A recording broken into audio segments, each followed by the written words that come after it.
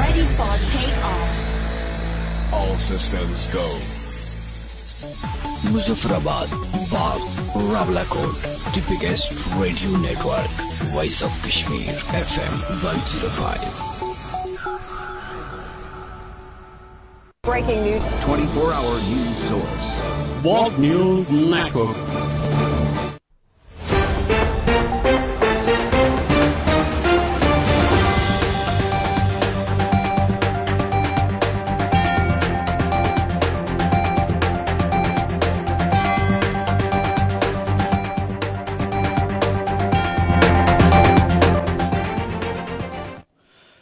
बिस्मिल्लाहिर्रहमानिर्रहीम।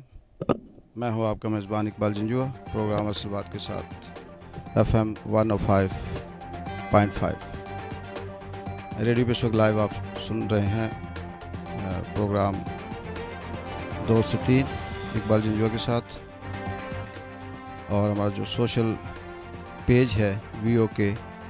FM 105.6 पे। सामीन नाज़रीन,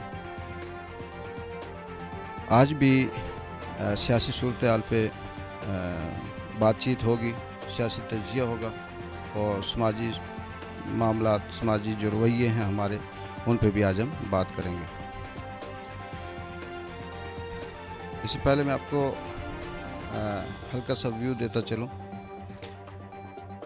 कि सियासी गहमा गहमी अब तेज़ होती जा रही है, क्योंकि तमाम उम्मीदवारों ने अपने अपने कागजात नामजदगी जमा करवा लिए।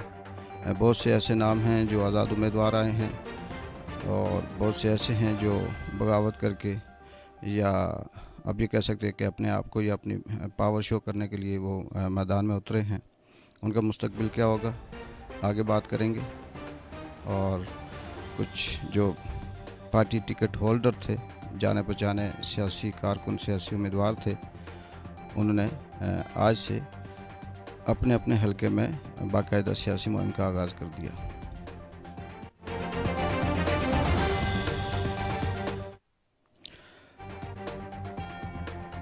इस वक्त आप FM 105.5 से रेडियो पे लाइव सुन रहे हैं और हमारा जो पेज है वॉक FM 105 सोशल मीडिया का, जिस पे आप देख रहे हैं। हमारा फ़ोन नंबर है 034585555105। इस पे कॉल करके आप अपना मैसेज, अपना फीडबैक और अपनी कुछ सजेशन है वो दे सकते हैं। सियासत की अगर बात करते चलें तो आज हम स्टार्ट करते हैं। जैसे आपको पता है कि हल्का बस्ती में एक पाकिस्तान तहरीक इंसाफ की टिकट के हवाले से एक नाराज़ ग्रुप भी सामने आया था और वो नाराज़ ग्रुप, उसके अंदर भी 2-3 धड़े हैं। एक धड़ा वो है जो एहतजाज कर रहा है, वो ये कह रहा है जी कि टिकट हमें मिलना चाहिए, हमारा हक था, हमने 5 साल हल्के में मेहनत की, लोगों में गए, पाकिस्तान तहरीक इंसाफ का जो मैंडेट था हमें मिला था, उसका हमने हक अदा किया। और एक धड़ा वो है जो नाराज़ ग्रुप है, वो उस तरह से धरने या एहतजाज नहीं कर रहा, लेकिन मुसलसल कई दिनों से वो मीटिंग्स कर रहा है, मशावरती इजलास कर रहा है और आपस में बैठ के ये फ़ैसला करना चाह रहे हैं कि वो किसकी तरफ जाएं और उन्होंने क्या फ़ैसला करना है। अभी तक वो इस सिलसिले में कोई हतमी फ़ैसला करने में कामयाब नहीं हुए। इन नाराज़ ग्रुप की, इन दड़े बंदों की जो क़यादत है वो नारमा बरादरी कर रही है, जिनका कहना यह है कि जी PTI के उम्मीदवार या PTI का जो टिकट है इसके हकदार हम थे और हमसे हमारा हक छीना गया और ये मैंडेट या ये टिकट किसी और को देकर हमारे ऊपर उसे मुसल्लत किया गया, जिसको हम कबूल नहीं करते। ये उनका बयानिया है। आज की जो अपडेट थी वो ये थी कि इसी ग्रुप का जो एक धड़ा, जिसकी क़यादत कर्नल नसीम साहब के बेटे वकास नसीम साहब कर रहे हैं, पिछली दफ़ा भी उन्होंने जब टिकट अनाउंस हो रहे थे तो वो एहतजाज के तौर पे उन्होंने अपने कारकुन कुछ पिंडी बुलाए और बनी गाला के करीब उन्होंने कहा जी कि हम एहतजाज करते हैं और हमें टिकट दिया जाए, जिसमें बाद में फिर उन्होंने कहा जी कि मेरे साथ पाकिस्तान तहरीक इंसाफ पाकिस्तान के जो मरकज़ी रहनुमा हैं उन्होंने कुछ डील की, कुछ बातें की, कुछ तहफ़्फ़ुज़ात जो थे हमारे उनको दूर किया और उसके बाद वो वापस अपने हलके में आ गए। आने के बाद उनका जो अपना बयानिया था, कहना था, वो ये था कि हम पाकिस्तान तहरीक इंसाफ की जो पार्टी है इसकी खिलाफ वर्जी नहीं करते, इसके उसूल ज़वाबित और इनके अंदर रहते हुए हम तहरीक इंसाफ के साथ ही रहेंगे।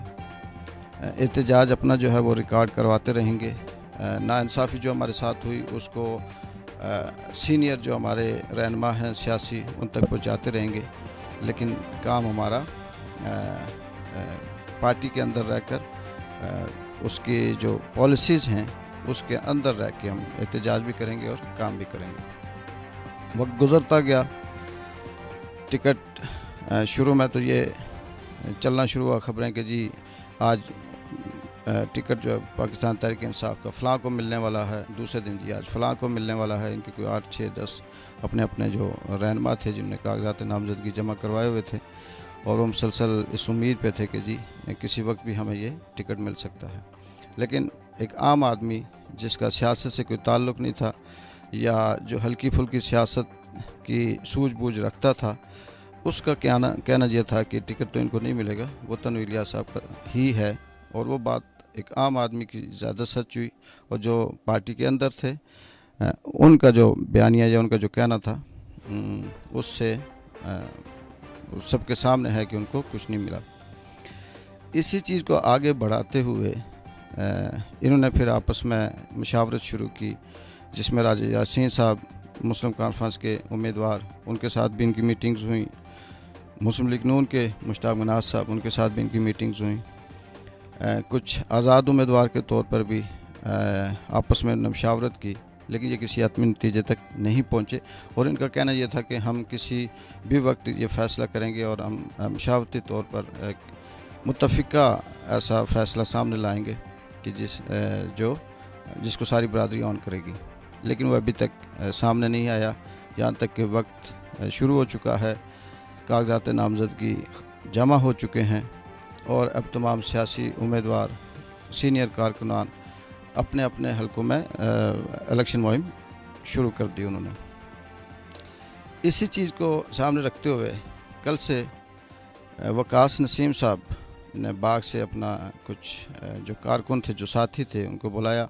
और आज ये ख़बर है कि वो इस्लामाबाद में धरना दे के बैठे हुए हैं, जिसकी लास्ट ख़बर ये थी कि 3 बजे तक इसका कुछ ऐसा रिजल्ट सामने आ जाएगा।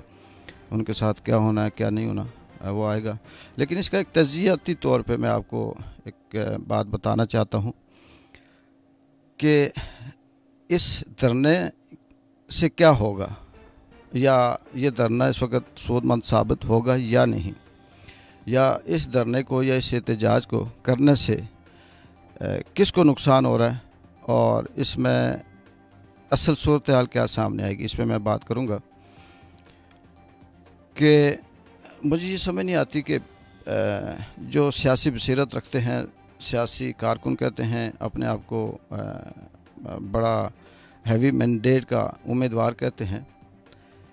और वो इस वक्त इस उम्मीद के साथ वहाँ जाके इस्लामाबाद में बैठे हुए हैं सड़कों पे कि जी हमें टिकट दिया जाए और हमारे साथ जो ज़्यादती उसका इजाला किया जाए। यहाँ सवाल ये पैदा होता है कि क्या इस बात को सुना जाएगा, और अगर सुना जाता है तो क्या ये बात मानने वाली है, और अगर मानने वाली है तो क्या ये वक्त उसके लिए मुनासिब है। ऐसे बहुत से सवालात हैं जो एक आम आदमी से, जिसने हल्की सी सियासत को समझा है या देखा है, जो सियासत कर रहा है, या एक आम सोशल वर्कर है, उससे पूछें तो वो भी इसका जवाब ये देगा कि इस वक्त इस तरह का धरना, इस तरह की बात करना ये सूदमंद नहीं है। हाँ, एक बात हो सकती है कि अगर आपकी कोई माजी में डील हुई है और उस डील में किसी किस्म का कोई आपको लग रहा है कि वो गड़बड़ हो रही है, उसको मजबूत करने के लिए या थोड़ा सा बेहतर करने के लिए ये की जा सकती है, ये इस तरह का एहतजाज किया जा सकता है। अदरवाइज़ इसका रिज़ल्ट टिकट की सूरत में मिलना कहीं से पॉसिबल नहीं लगता। ये कहना कि जी ये जो बात है ये किसी जमात के या शख्स के या पार्टी के या कारकुन के या रहनुमा के ख़िलाफ़ है, ऐसा नहीं है। क्योंकि ग्राउंड पे जो लग रहा है, जो आम आवाम की राय है, ये उसको सामने रख के बात की जा रही है। इस वक्त जबकि टिकट अनाउंस होने के बाद कागजात नामजदगी जमा हो चुके और इस वक्त कोई ये कहे जी कि मुझे एक बड़े हैवी मैंडेट से एक तगड़े जाने पहचाने और असो सूख और ये कह लें कि शख्स से, तनवीर इलियास जैसे शख्स से टिकट लेके कोई ये कहे कि वकास नसीम को दिया जाए या किसी और को मिले, ये बिल्कुल अनहोनी सी लगती है। इसका नुकसान ज़्यादा है और फ़ायदा बड़ा कम है। फ़ायदा किसी एक शख्स को या छोटे से उस ग्रुप को हो सकता है जिनके साथ बैठ के ये बात तय की जाए या की जा सकती है कि चलें इस हंगामे से बचने के लिए, इस बदनामी से बचने के लिए, इस शोर शराबे से बचने के लिए, इस बात से कि अगर हम यहाँ इस वक्त कुछ हंगामा करते हैं या कुछ मार दाड़ करते हैं तो वो पाकिस्तान तहरीक इंसाफ के ख़िलाफ़ जाएगी और उसका रिएक्शन के तौर पे हल्का वस्ती बाग में भी असर पड़ेगा। तो इसको ये सारी चीज़ें सामने रखते हुए बैठ के बात की जा सकती है कि चले जी हम टेबल पे बैठते हैं और इस पे बात करते हैं, इस पे नेगोशिएशन होगी, कुछ मामलात होंगे और जब मामलात होंगे तो ज़रूरी नहीं है कि वो पूरे हों, लेकिन उन मामलात को सामने रखते हुए इस एहतजाज को, इस धरने को ख़त्म किया जा सकता है और वापस आके ये कहा जा सकता है कि मैंने जो तीर मारने थे, मैंने जो एहतजाज करना था, मैंने जो अपनी बहादुरी दिखानी थी, मैंने जो सिंसियरिटी अपनी अवाम इलाके और लोगों के साथ दिखानी थी वो दिखाई है और मैंने ये एहतजाज ऐसे मुश्किल वक्त में भी किया। ये एक तरफ एक बयानिया हो सकता है। दूसरा इसका जो नुकसान है ज़्यादातर वो ये है कि एक बड़ी बरादरी, नारमा बरादरी जो अपने आप को ये कहती है जी कि तहरीक इंसाफ का टिकट हमें मिलना चाहिए था और हम इतना बड़ा वोट बैंक रखते हैं और ये हमारा हक़ है, 4 साल 5 साल हमने तहरीक इंसाफ के मैंडेट की निगरानी की, लोगों के मसाइल हल करने के लिए उनसे मिलते जुलते रहे और वह अभी तक हमें नहीं मिला। उसको ये नुकसान होगा कि वो उसी तरह एक तो मरकज़ी जो लेवल है उस पे वो बदनाम होंगे या उस पे ये कह लें कि उनकी जो नाम है वो गुड बुक पे नहीं होगा, वो नज़रों में होगा और वो देखा जाएगा कि अच्छा इन्होंने इस वक्त इस तरह से किया है और हम ये कल देखते हैं। और बरादरी की जो लेवल है सियासत का, उसमें बहुत से जो इनके कम्पिटिटर हैं, जो बाकी हल्का अहबाब है, जो बाकी सियासी रहनुमा हैं, जुमा हैं, उनमें वो बहुत हद तक उनका जो ग्राफ है वो गिर सकता है और गिरेगा भी। और उसके ग्राफ गिरने की वजह से बहुत से ऐसे वोटर हैं जो ये सोचते हुए कि यहाँ से कुछ भी नहीं मिलना और ये कुछ भी नहीं कर पा रहे, तो हम अपनी मर्ज़ी के किसी दूसरे कैंडिडेट के साथ चलते हैं। अच्छा, इसी चीज़ को अगर हम सामने रखें तो एक सवाल ये भी पैदा होता है कि एक शख्स अगर ये दावा करता है कि मेरिट की खिलाफ वर्जी हो रही है और मैं मेरिट का हकदार हूँ, तो उसको ये ऑप्शन भी दिया जा रहा है कि एक तरफ एक शख्स मेरिट वाला बैठा हुआ है और एक तरफ वो शख्स बैठा है जो मेरिट पे तो है लेकिन उसको उस लिस्ट में शामिल नहीं किया गया, लेकिन मुकाबले में वो भी है। तो बड़ी आसानी से ये बात समझ आती है कि जो शख्स अपनी सलाहियत रखता है, काबिलियत रखता है, जिसको ये एतमाद है कि मैं बिल्कुल ये मुकाबला जीत सकता हूँ, तो उसको अपने तौर पे मैदान ओपन है और उसको मुकाबले में आना चाहिए और उसको वो मुकाबला जीत कर ये साबित करना चाहिए कि आपने या इस सिस्टम ने या यहाँ के जो बड़े आप कह लेंगे जो पार्टी के मरकज़ी जो रहनुमा हैं उन्होंने ज़्यादती की है या अंडरस्टैंडिंग में या समझने में गलती की है या उन्होंने जो एस्टीमेट लगाया उसमें उनका अंदाज़ा गलत था और हमने ये सच साबित कर दिखाया, ये हमारा मेरिट था और इस मेरिट का रिजल्ट ये है कि हमने ये कामयाबी हासिल की है।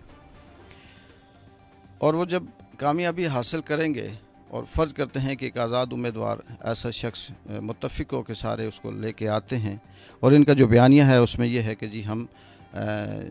अक्सरियत रखते हैं, हम मैंडेट रखते हैं, हम ये सीट जीत सकते हैं, तो जीत के उन्हें दिखानी चाहिए और उसके बाद फिर ये चीज़ साबित हो जाए कि वाकई ये चीज़ सच थी और हमने इनके साथ ज़्यादती की या हमने अंडरस्टैंडिंग करने में हमें फ़र्क आया।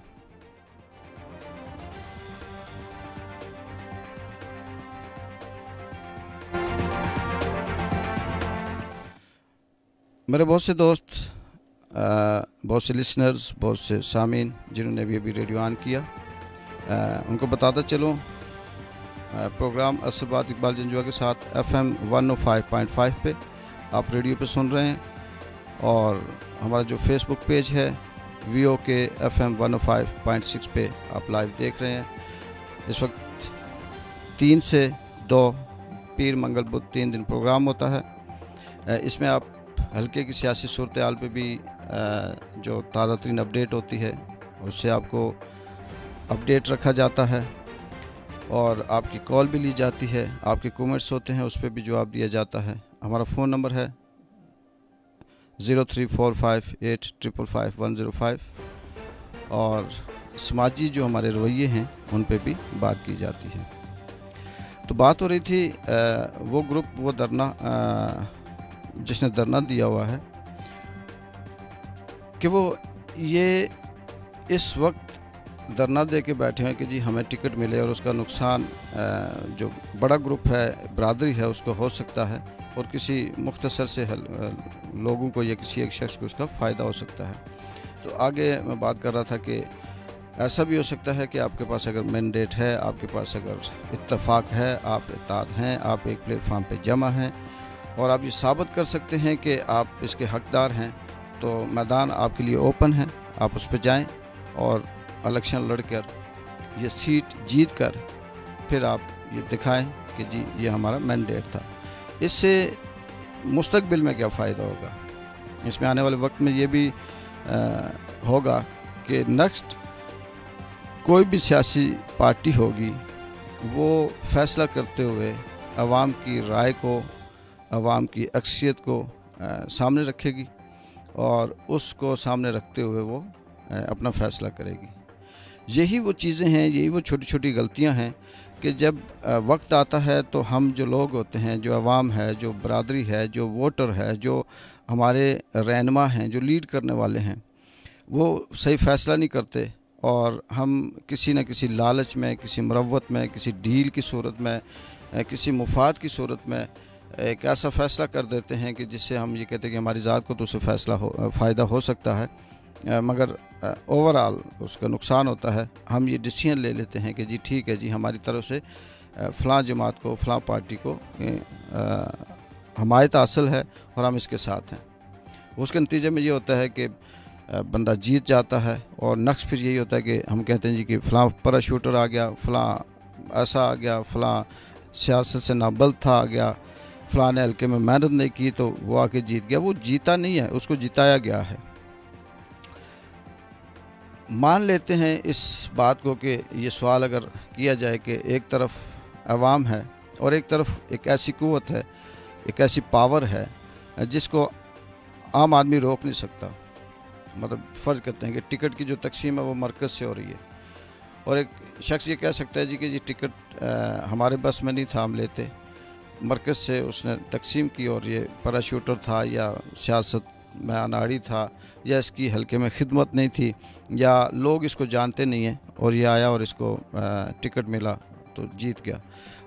टिकट मिलने की हद तक तो समझ आती है कि आपके साथ नाइंसाफ़ी होगी। टिकट मिलने की हद तक समझ आती है कि आप बेबस थे, या आपका अंदाज़ा या एस्टिमेट लगाने वालों ने आपको अंडर एस्टिमेट किया। लेकिन जो जीतने की बात है उसमें ये सवाल पैदा होता है कि जीता है तो आपने, वोट तो आपने डाला, सौदा तो आपने किया, डील तो आपने की, मुफाद आपने अपना हासिल किया, और हासिल करने के बाद फिर आप ये कहते हो जी कि ये पैराशूटर है और ये फ़लाँ है और ये इस तरह से है। ऐसा नहीं है, और इस वक्त साफ यही लग रहा है कि ये कुछ भी नहीं होने वाला। मज़ीद जो बाकी रही सही एक वैल्यू है वो ख़त्म हो रही है। नारों बरादरी को चाहिए कि मिल बैठकर, इस वक्त तक क्या मिल बैठकर इन्होंने एक डिसीजन ले लेना चाहिए था कि ये हमारा दो टोक फ़ैसला है, उस पर ये दिन रात काम करते, और ये या तो अपना बंदा लेके आते, अगर नहीं आते तो किसी एक जमात के अगर हक़ में जाते हैं तो क्या फ़ैसला करके बस बैठ जाते, ठीक है, जब वोट का वक्त आता तो उनको देते। लेकिन ये रोज़ रोज़ का इनका एहतजाज, मशावरती इजलास, ये समझ से भी बाहर है, और ये एक स्क्रिप्ट लगता है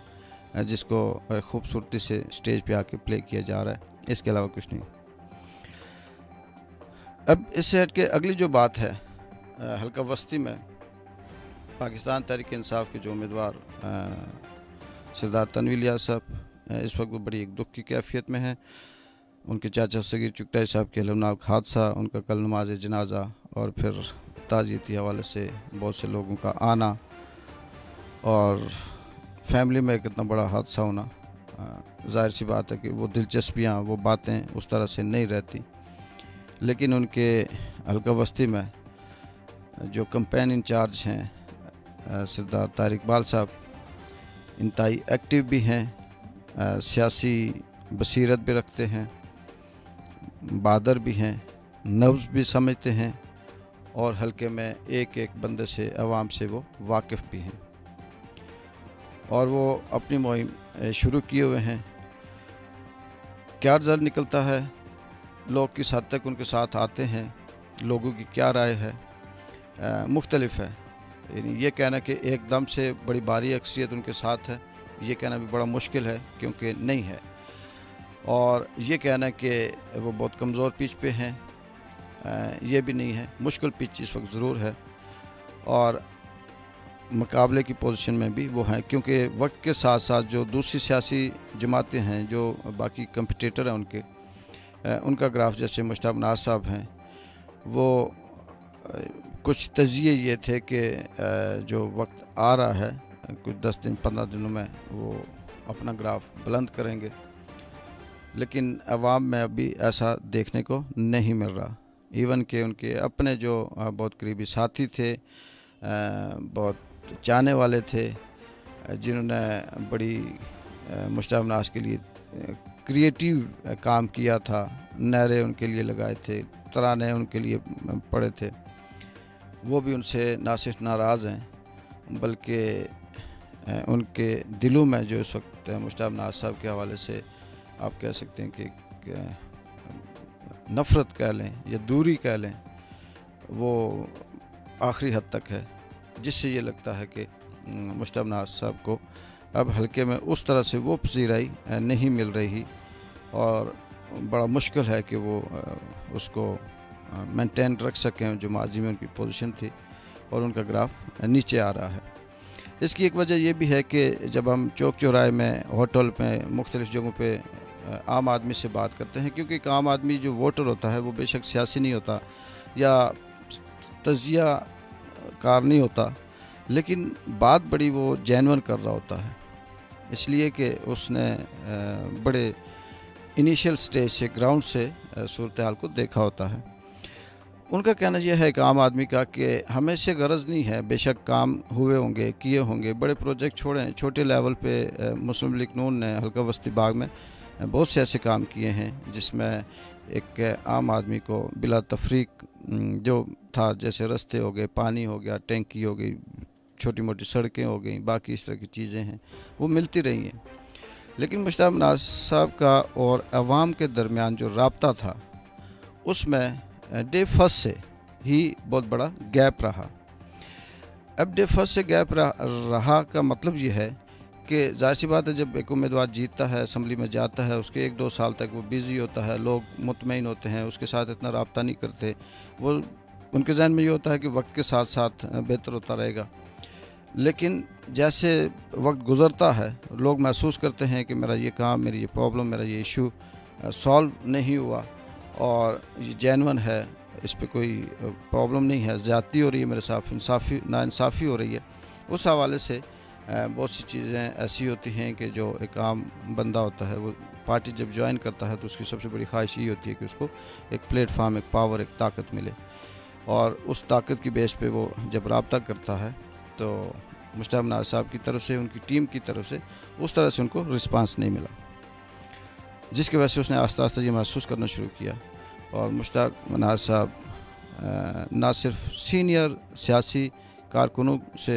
डिस्कनेक्ट रहे या उनके दिलों में जगह नहीं बना सके, बल्कि एक आम आदमी, एक आम वोटर जो उनको जानता था या जिनको वो जानते थे, उनसे भी वो राब्ते में दूर रहे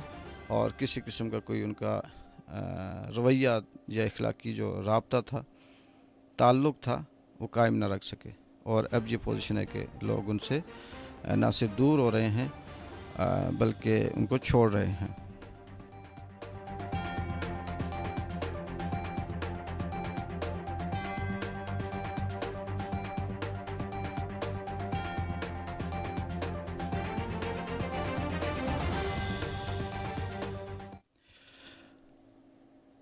सामीन नाज़रीन, इस वक्त आप प्रोग्राम असल बात इकबाल जंजुआ के साथ FM 105.5 पे रेडियो पे सुन रहे हैं। और हमारा जो सोशल मीडिया जो पेज है वो VOK FM 105, इस पे आप लाइव देख रहे हैं।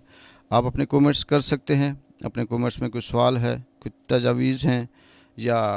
किसी किस्म की कोई बात आप शेयर करना चाहते हैं, वो सोशल मीडिया पे लाइव हमारा जो पेज है उस पर कमेंट्स करके आप हमें बता सकते हैं, पूछ सकते हैं। तो बात हो रही थी कि एक आम आदमी ने जब ये महसूस किया तो उसने मुश्ताक नाज को ये कह लें कि हल्का सा उसने उनके साथ दूरी करना शुरू कर दी। यही बात जब हम बात करते हैं मुश्ताक नाज साहब से या उनके कारकुनों से, तो उनका कहना ये होता है कि लोगों का काम इसी तरह से है, वो आते हैं और चले जाते हैं और छोड़ते हैं। सॉरी, इसकी जो मैं ज़ाती तौर पे आपको बताऊं कि आम आदमी नहीं छोड़ता। ये जो सियासी कारकुनों को, ये रहनुमाओं की बात होती है जी कि मैंने काम किया और मुझे लोग छोड़ गए, उनको एक मुफाद परस्त ग्रुप होता है, वो उनको छोड़ जाता है। और मुफाद परस्त ग्रुप का काम ही यही होता है कि वो हर आने वाले वक्त में उस नए शख्स के साथ होते हैं जहाँ से उन्हें ज़्यादा से ज़्यादा मुफाद मिल रहा होता है, जहाँ से उन्हें ज़्यादा से ज़्यादा कुछ अपना जैसे कहें कि ताल्लुक़ शो हो, वो उधर जाते हैं। लेकिन जो आम आदमी होता है, जिसको कोई नहीं जानता, जो वोटर होता है, जो छोटी छोटी बातों पे जिसको प्रॉब्लम होता है, वो जो ये सोचता है कि मुझे थाना कचहरी में, माशरे में हक व सच की बात करनी है, मेरा साथ दिया जाए, मुझे इंसाफ मिले, वो किसी पार्टी को नहीं छोड़ता, वो साथ रहता है। वो उस वक्त छोड़ता है जब वो देखता है कि उसको वो इज़्ज़त नहीं दी जा रही, उसकी इज़्ज़त नफ्स का ख्याल नहीं रखा गया, और उसकी जो ये कह लें कि जो कमिटमेंट थी उसके साथ वो पूरी नहीं हुई, और इस वजह से वो पार्टी को छोड़ देता है। और छोड़ना उसकी इसलिए मजबूरी होती है कि जाहिर सी बात है कि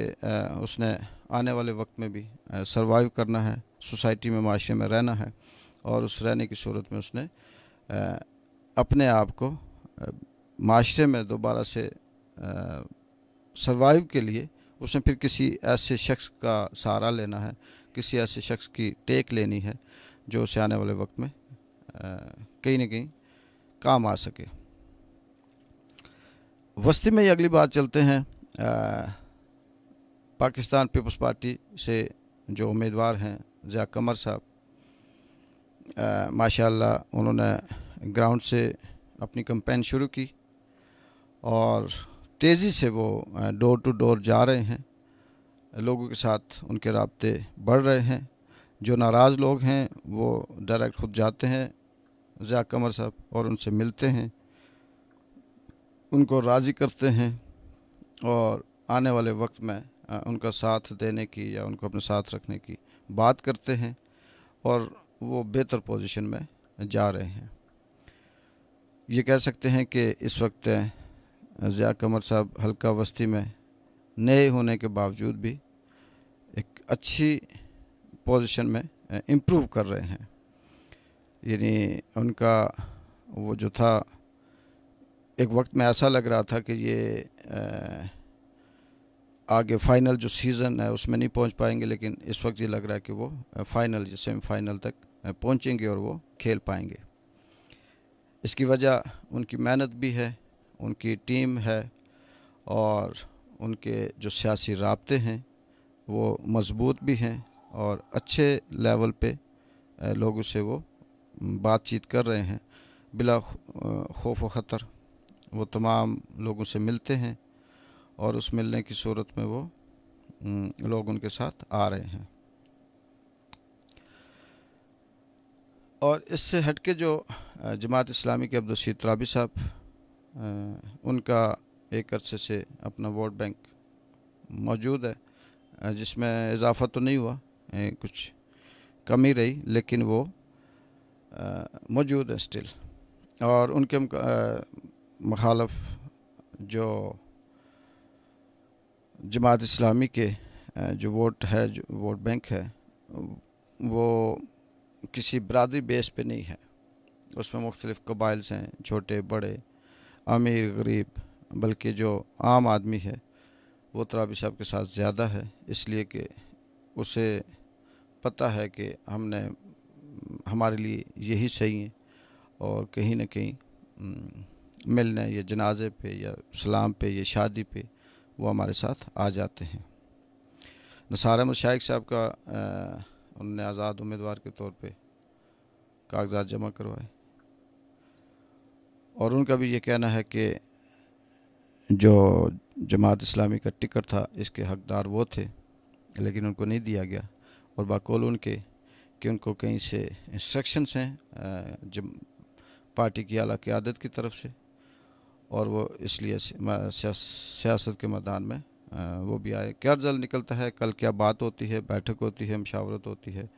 और वो वापस पार्टी पॉलिसी को देखते हुए बैठ भी सकते हैं, लेकिन ये भी एक है। इससे हट के छोटे छोटे और भी बहुत से ऐसे आज़ाद उम्मीदवार हैं जिनका वोट बैंक नहीं है, जो बड़े अननाउन से हैं।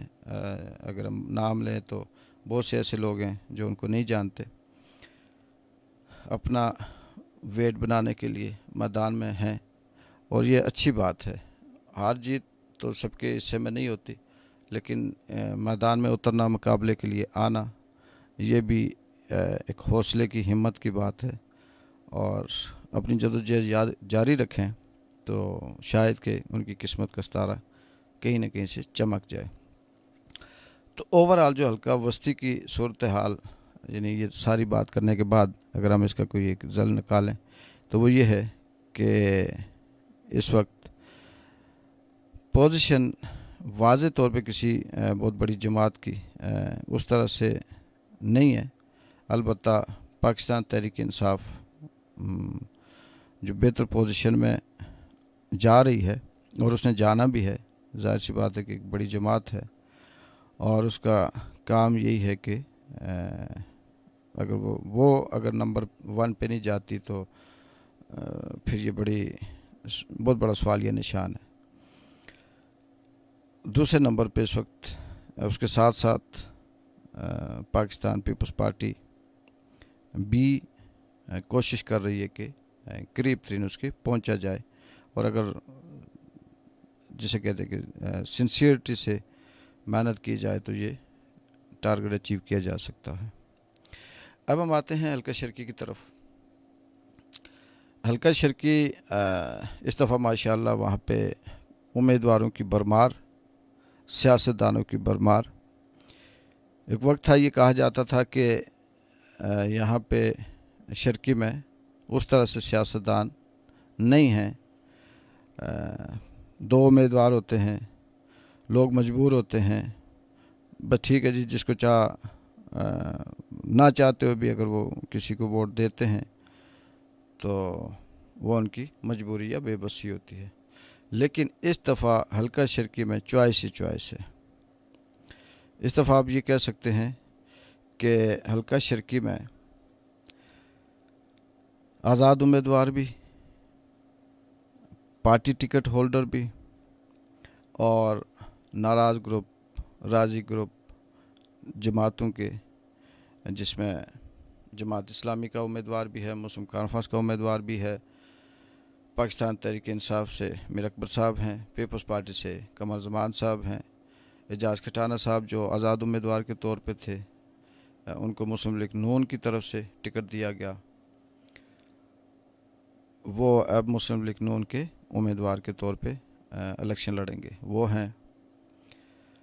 और आज़ाद उम्मीदवार के तौर पे भी उम्मीदवार हल्के में आ रहे हैं। और हल्का शर्की में अब जो वोटर है, जो आम आदमी है, उसके सामने एक ओपन चॉइस है। यानी माजी में वो ये कहता था कि हम इस कैंडिडेट को भी नहीं पसंद करते, इसको भी नहीं करते, लेकिन हमारे पास कोई ऐसा रास्ता नहीं है, हम वोट जिधर से भी दें तो ऐसे बंदे को जाता है जो हमारा काम नहीं करता या हमारा ख्याल नहीं रखता। अब यह है कि उनके पास चॉइस है, वो अपनी मर्ज़ी के, अपनी बसात के मुताबिक जितनी उनकी ज़रूरत है देखें कि कौन उनके लिए बेहतर हो सकता है, कौन आवाज़ उठा सकता है, कौन इंसाफ दे सकता है। इस बात को सामने रखते हुए वो अपना वोट कास्ट करें, और ताकि कल तक उनको ये शिकवा न रहे कि जी फ़लाँ ने हमें लिफ्ट नहीं करवाई और फ़लाँ ने हमें पूछा नहीं, हमारी इज़्ज़त नफ्स का ख्याल नहीं रखा।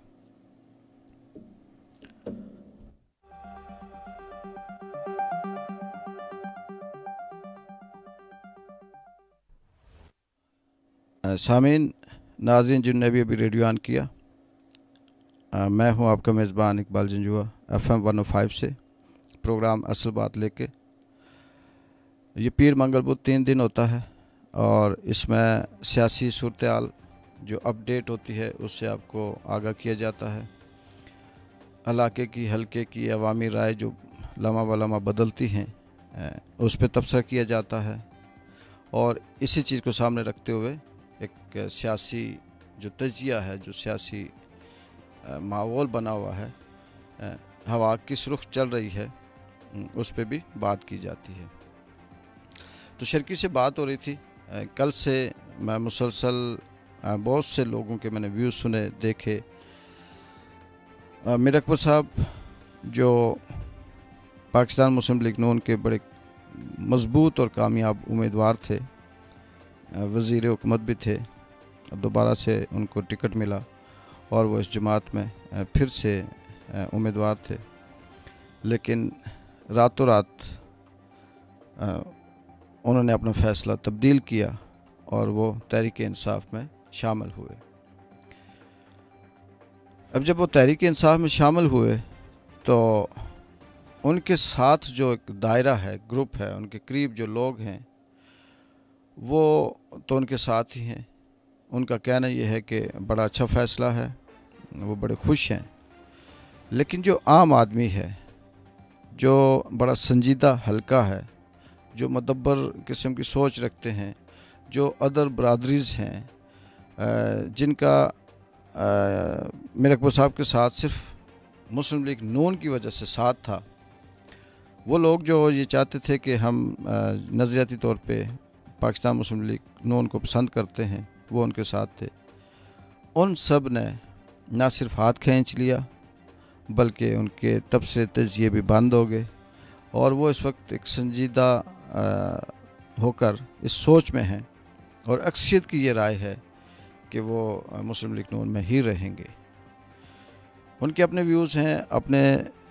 कमेंट्स हैं, वो किन अल्फाजों में बात करते हैं और वो किस तरह से जवाब देते हैं, ये अलग बात है। मगर ये बात सही है कि मीर अकबर साहब का पाकिस्तान तहरीक इंसाफ में जाने से उनकी जो सियासी साख थी,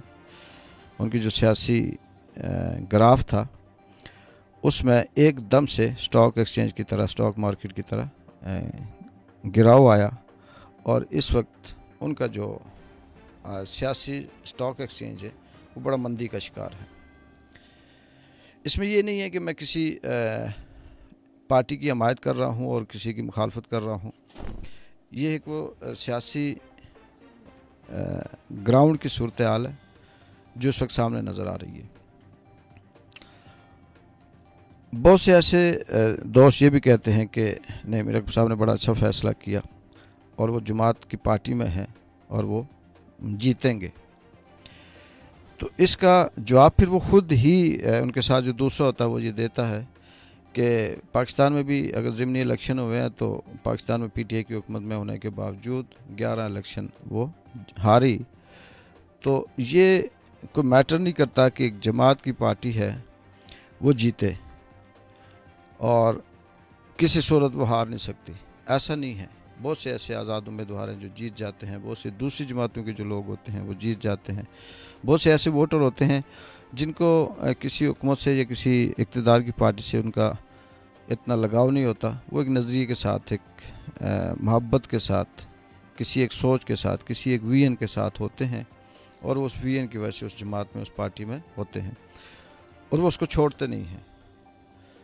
ये उनकी कमिटमेंट जो अपने साथ होती है वो फिर उस जमात के साथ होती है, उनको इससे गरज नहीं होती। दूसरी तरफ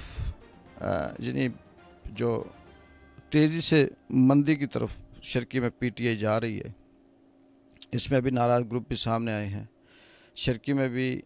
वही वाला एक स्क्रिप्ट, एक सीन सामने है जिसमें नाराज़ ग्रुप था, जिसमें बहुत से ऐसे लोग थे कहते कि हम बुनियादी कारकुन हैं,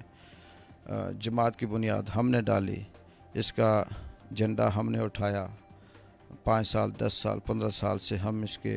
नाम लेवा हैं, और जब वक्त आता है, जब ज़रूरत आती है, जब उसकी ज़रूरत होती है तो हमें इग्नोर कर दिया जाता है। यानी ये कहना है कि वहाँ पे भी जो पार्टी के हवाले से, टिकट के हवाले से इंसाफ नहीं किया गया। तो बहुत से लोग ऐसे हैं जो बड़े सियासी मुतारक हैं, मैं भी मरवत की वजह से खामोश हूँ, लेकिन उनका जो अंदरून खाना जो बयानिया है, जो पस पर्दा जो उनका बयानिया है, उस बयानिया में यही है कि वो अपने तौर पे अपनी मर्ज़ी का वोट देंगे, वो पार्टी का जो पार्टी पॉलिसी को नहीं देखेंगे। पॉलिसी की ज़्यादा से ज़्यादा वो ये करेंगे कि वो खामोश रहेंगे। दूसरी तरफ हैवी मैंडेट पाकिस्तान पीपल्स पार्टी से सरदार कमर ज़मान साहब, जो माजी में बस्ती के उम्मीदवार थे, अब शर्की में आए। बहुत तेज़ी से उन्होंने जगह बनाई, अपने तमाम तजर्बात, एक्सपीरियंस, सारी ज़िंदगी की जो सियासी बसीरत कमाई थी उसको इस्तेमाल किया, और उनके जो हलके में मकबूलियत है, जो शमूलियत है, जो आए रोज़ लोग शामिल हो रहे हैं, उसको देखते हुए उनका ग्राफ बड़ा पॉजिटिव और बहुत तेज़ी से आगे जा रहा है। इससे बहुत से लोग ऐसे भी हैं जो ये कहते हैं कि जी ऐसा नहीं है, लेकिन किसी की बुग्ज़ में बात करना या ऐसे ये कह देना कि उंगली के आगे किसी सूरज को छुपाने वाली बात है। इस वक्त मुकाबला अगर शर्की में है तो पहले 2 शख्सियात थी, मीर अकबर साहब और कमर ज़मान साहब, लेकिन अब मुकाबले में तीसरी शख्सियत कटाना साहब भी आगे हैं, उसमें बाद में बात करूँगा। लेकिन कमर ज़मान साहब इस वक्त अपनी खूबसूरत जारियाना इनिंग्स खेल रहे हैं और वो बेहतर पोजीशन में जा रहे हैं। उसकी वजह है कि एक संजीदा हल्का, वही जो मैं बात कर रहा था, जो मीर अकबर साहब के साथ था, उन्होंने इस चीज़ से मतलब इस चीज़ को देखते हुए कि मीर अकबर साहब ने मशावरत नहीं की, या कल तक वो मुस्लिम लीग नून में थे,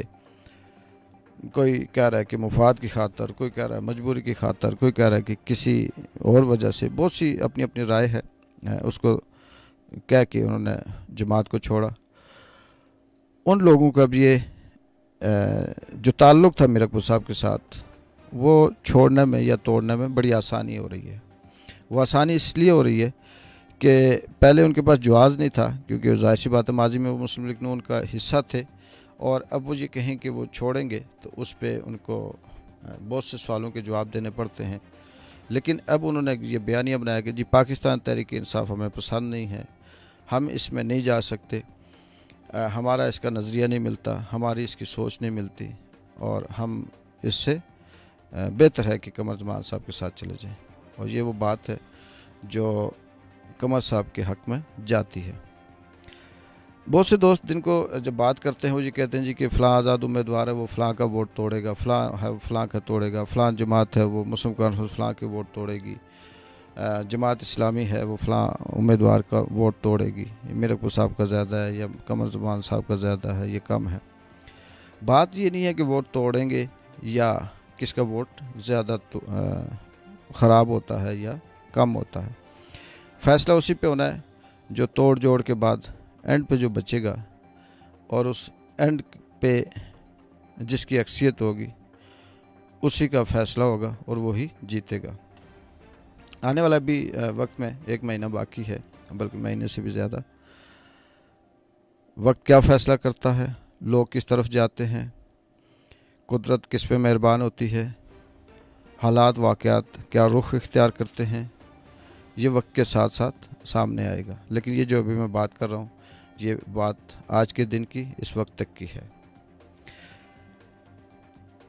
तो अब आते हैं जी हम एजाज़ खटाना साहब की तरफ, जो मुस्लिम लीग नून के उम्मीदवार हैं। पहले वो आज़ाद उम्मीदवार के तौर पे उन्होंने अपने आप को मैदान में लाए, कागजात जमा करवाए, प्रोग्रामात किए, और फिर अचानक रात को एक बात होती है, मीरकपुर साहब पाकिस्तान तहरीक इंसाफ में चले जाते हैं और उसके बदले में वहाँ पे एक वैक्यूम पैदा होता है, और उस खला में फिर एकदम से जो पार्टी है उसने सर जोड़ के बैठे और बहुत सी सिफारिशें या ताल्लुक़ या बुनियाद पे या इस बात को देखते हुए कि इस वक्त हलके में कौन कहाँ पे खड़ा है, एजाज़ खटाना साहब, चौधरी एजाज़ खटाना साहब को बुलाया गया, मशावरत की गई और उनको मुस्लिम लीग नून का टिकट दिया गया। अक्सर बात होती है जीत हार अपनी जगह पे, मकबूलियत वक्त के साथ साथ आ जाती है, तजर्बा भी वक्त के साथ आ जाता है, लेकिन एक बड़ी सियासी जमात मुस्लिम लीग नून, उसका टिकट मिलना और फिर बहुत से ऐसे सियासी सीनियर कारकुन जो बड़ा अच्छा तजर्बा भी रखते हैं, असुसूख भी रखते हैं, नोटेबल लोग हैं अपने इलाके के, वो पार्टी नज़रिए के साथ हैं और वो एजाज़ खटाना के साथ हमायत में भी हैं और उनके साथ इलेक्शन मुहिम में भी हैं। ये जो प्लस पॉइंट है, ये एजाज़ खटाना साहब को बहुत फ़ायदे में है, उनके लिए मुफीद है, और इसने बहुत से ऐसे मुश्किलें हैं जो एजाज़ खटाना साहब के लिए थी, उनको आसान कर दिया। और अब वही एजाज़ खटाना साहब जो कल तक ये कहते थे कि मैं एक आज़ाद उम्मीदवार के तौर पे आया हूँ, ये मेरा बयानिया है, ये मेरा मंशूर है, मैं जॉब की भी बात करता हूँ, मैं तरक्की की भी बात करता हूँ, मैं स्कूल कॉलेज और हॉस्पिटल्स की भी बात करता हूँ। बड़ा मुश्किल था, ये किसी भी उम्मीदवार के लिए मुश्किल ही होता है, बात की हद तक, बयानिए की हद तक, तकरीरों की हद तक तो सब भी सही है। लेकिन अब उनके पास ये आसानी होगी कि वो एक सियासी जमात से ताल्लुक़ रखते हैं, एक बड़ी सियासी जमात के उम्मीदवार हैं, जीतने की सूरत में उनके पास ये ऑप्शन है, और हारने की सूरत में भी वो अपोजिशन का रोल अदा करेंगे, और जब अपोजिशन का रोल अदा करेंगे तो उनके पास एक बेहतर मौके होंगे अपनी आवाम की, अपने लोगों की बात करने की और बात वहाँ तक पहुँचाने की। ये कहना कि जी वो किसी पोजीशन पे नहीं है, ऐसा नहीं है। वक्त गुज़रने के साथ साथ मुझे ये लग रहा है कि जो आम आदमी की राय है, जो आम आदमी बात करता है, उसके मुताबिक उनकी पोजीशन बेहतर होती जाएगी।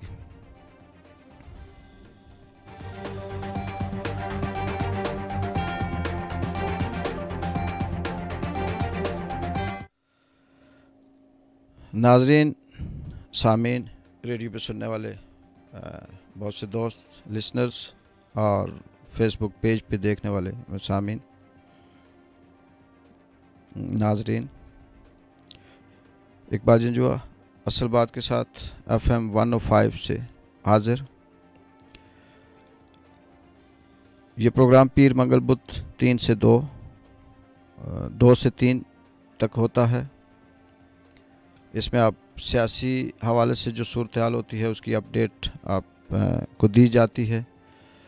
क्या बदला, क्या नया आया और क्या होने वाला है, ये एक तज्जिया अपने हिसाब से आपको रखा जाता है। और साथ साथ जो हमारे समाजी रवैये हैं उस पर भी बात की जाती है। तो बात कर रहा था शिरकी की अगर हम मुख्तसर सा एक ओवरव्यू लें तो इस ओवरव्यू में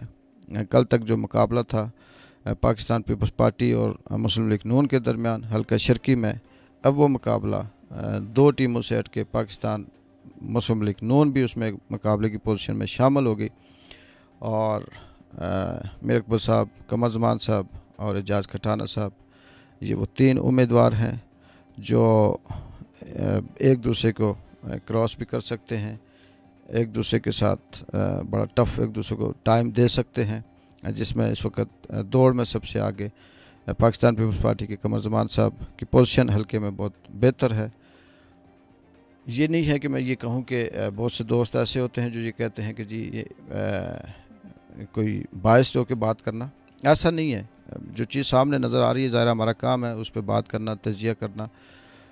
उस पर हमारा किसी से कोई इख्तलाफ भी नहीं है और किसी से कोई नाराज़गी भी नहीं है। बाकी जो अदर्स जमातें हैं जिसमें मुस्लिम कॉन्फ्रेंस है, जमात इस्लामी है, आज़ाद उम्मीदवार हैं, ये अपने अपने हलके में असर डाल सकते हैं, अपना वेट बढ़ा सकते हैं और अपने आप को बेहतर पोजीशन में मुस्तकबिल के लिए एक ये कह सकते हैं कि उनको डिस्कस किया जा सकता है। वो कोशिश जारी रखे हुए हैं, लेकिन पोजीशन उनकी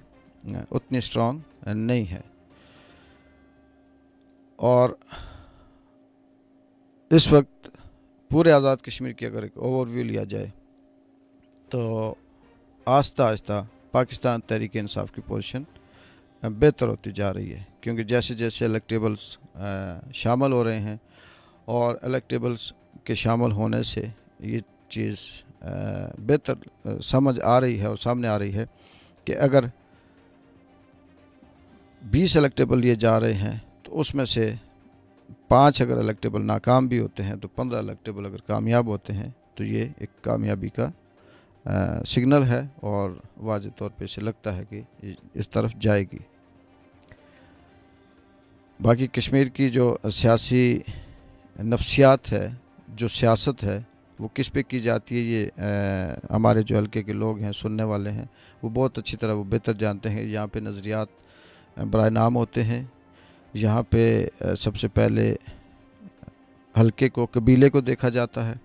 और दूसरे नंबर पे अपने मुफाद को देखा जाता है। यानी कबीले से हट के अगर बात करें तो वो मुफाद को देखा जाता है और वैसे अगर बात करें तो वो कबीले पे सियासत होती है। तो इस सेंस में या इस बात को या इस नफ्सियात को सामने रख के पूरे आज़ाद कश्मीर में जिस जगह पे जिस शख्स का या जिस हल्के का, जिस बंदे का, जिस उम्मीदवार का कबीला बड़ा है वो लाजमन वो मजबूत है और उसके साथ जिन लोगों के मुफाद हैं अदर ब्रादर्स के, वो उसके साथ हैं। और इन दो चीज़ें को सामने रखते हुए यहाँ पे सियासत की जाती है। रहा नज़रिया, तो नज़रिए को अगर हम बंद ही रखें तो ज़्यादा बेहतर है, क्योंकि नज़रिया हमारे पास या हमारे साथ उस वक्त तक होता है जब तक हम किसी एक जमात में किसी एक शख्स के साथ होते हैं, तो उसकी डिफेंस के तौर पे हम उसको नज़रिए का इस्तेमाल करते हैं। उसके बाद हमारा नज़रिया वगैरह ख़त्म हो जाता है। ये थी आज की सियासी अपडेट हल्का शर्की से, हल्का वस्ती से। कल नई सियासी अपडेट के साथ आपके साथ हाज़िर होऊंगा। अब मैं आपसे आखिर में समाजी हवाले से, समाजी रवैयों से बात करता चलूँ कि हमारे यहाँ बहुत से ऐसे सेक्टर हैं जिसमें तालीम है, वकला हैं, डॉक्टर्स हैं, प्राइवेट सेक्टर है, बिज़नेस है, कारोबार है, जॉब्स हैं। इसमें हम सुबह से लेकर शाम तक मेहनत कर रहे होते हैं और इस मेहनत में हम बाद दफ़ा छोटी सी गलती करते हैं, किसी का हक खा जाते हैं, किसी के साथ झूठ बोल देते हैं और किसी ने जो मेहनत की होती है उसका सिला उसे नहीं देते। किसी की मजबूरियों को समझे बगैर उसको दबाने की कोशिश करते हैं। हमें नज़र नहीं आ रहा होता, लेकिन उसके बदले में हम अपना जो नुकसान कर रहे होते हैं वो अपने रिज़्क़ का नुकसान कर रहे होते हैं, वो अपनी ज़ात का, अपनी रूहानियत का नुकसान कर रहे होते हैं। और हमें ये अंदाज़ा नहीं होता कि जिस शख्स को हम कुछ भी नहीं समझते, हम ये कहते हैं कि अच्छा ये एक सेलमैन है, इसने कौन सा वो कर देना है, ये एक मज़दूर है, इसने कौन सा वो हमारा नुकसान कर देना है, ये मुलाजिम है, इसने हमारा कौन सा नुकसान कर देना है। तो इस चीज़ को सामने रख के हम वो करते हैं, लेकिन अल्लाह की नज़र में ये तफरीक नहीं है। अल्लाह की नज़र में कोई बड़ा कोई छोटा नहीं है। उसकी करीब वही है जिसका तकवा बहुत अच्छा है, जो परहेज़गार है, जो सच बोलता है, जो हलाल खाता है, जो अदब करता है, जो माँ बाप की खिदमत करता है, जिसका इखलाक अच्छा है, वो अल्लाह की नज़र में बड़ा है। हम अपनी ताकत से यहाँ पे किसी को दबा तो सकते हैं, लेकिन जब हम उसके सामने आते हैं, जब उसकी लाठी के नीचे आते हैं, तो वहाँ हम बेबस हैं। ऐसी बेशुमार मिसालें आए रोज़ हमारे सामने आती हैं। इसलिए मैं तमाम अपने व्यूअर्स को, अपने लिसनर्स को, अपने दोस्तों को, जो स्टूडेंट्स हैं, जो कहीं भी किसी भी हाल में हैं, जो ड्राइवर्स हैं, जो घरों में सुन रहे हैं, उनको ये कहूँगा कि कोशिश करें कि आप अपने साथ चलने वालों के साथ के लिए, काम करने वालों के लिए आसानियाँ पैदा करें, उनके साथ रवैये अच्छे रखें, उनके साथ इखलाकियात अच्छा रखें, अच्छे इखलाक से पेश आएं। यही वो चीज़ें हैं जो आपके करैक्टर को बिल्ड करता है, जो आपका किरदार बनाता है। आप जितने मर्ज़ी अमीर हों, पैसे वाले हों, आप महंगे से महंगे कपड़े पहनते हों, महंगे से महंगे जूते पहनते हों, अगर आपका किरदार अच्छा नहीं है, आपसे लोग खुश नहीं हैं, आप इंसाफ नहीं करते, आप किसी अपने शख्स पड़ोस पे उसका ख्याल नहीं रखते, तो आपकी वो दौलत, वो जो चकाचौंध ज़िंदगी है, वो आपके लिए तो हो सकती है, लेकिन उसका सोसाइटी को कोई फ़ायदा नहीं। इस दुआ के साथ अल्लाह ताला हम सबको आसानियाँ पैदा करने की तौफीक दे, इखलाक के साथ पेश आने की तौफीक दे। अल्लाह ताला हमें अच्छा रिज़्क दे, अच्छी सेहत दे, अच्छा ईमान दे। अपने मेज़बान इकबाल जंजुआ को इजाज़त दीजिए। कल 2 से 3 इस वक्त एक नए प्रोग्राम के साथ, नए सियासी अपडेट के साथ, नए समाजी रवैयों के साथ फिर से हाज़िर होंगे। तब तक के लिए इजाज़त। अल्लाह हाफ़िज़।